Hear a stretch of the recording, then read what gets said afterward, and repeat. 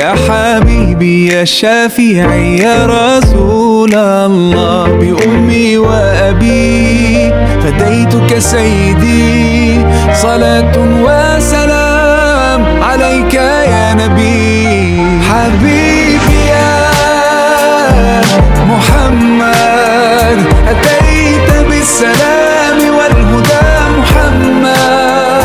وقف عن السعال، نظف رئتيك وهدئ السعال، تخلص من آلام البلغم وسعال حساسيتك. أشارككم اليوم شرابا قويا محلي الصنع ذو تأثير فوري لا يعرفه سوى القليل من الناس. احفظوا هذا الفيديو لتصنعه عندما تحتاج إليه. نسكب 250 مليلترا من الماء في قدر ونتركه حتى يغلي. نحتاج إلى 9 أوراق غار، تضاف أوراق الغار إلى الماء المغلي ويغطى القدر وتطهى لمدة 6 دقائق على نار متوسطة. أخبروني في التعليقات كم بلغت درجة الحرارة عندكم. وفي الخليط واتركه يبرد. اعصر عصير ليمونة. في الليمون يوجد جرعات عالية من فيتامين سي الذي يقوي المناعة ويقلل من الالتهابات. أضف 3 ملاعق كبيرة من العسل للعسل، تأثير مهدئ على الحلق المتهيج، وهو أحد أعظم الأدوية الطبيعية في مكافحة الأغشية المخاطية المتهيجة. تعتبر ورق الغار أيضا علاجا طبيعيا لتهدئة الحلق المتهيج، وله تأثير مضاد للالتهابات ومطهر صب الشراب في قنينة زجاجية للبالغين من ملعقتين كبيرتين إلى 3 في اليوم للأطفال، بحد أقصى 3 ملاعق صغيرة في اليوم. احتفظ بها في الثلاجة. وإذا أعجبتك وصفتي يرجى ترك التقييم من 0 إلى 10،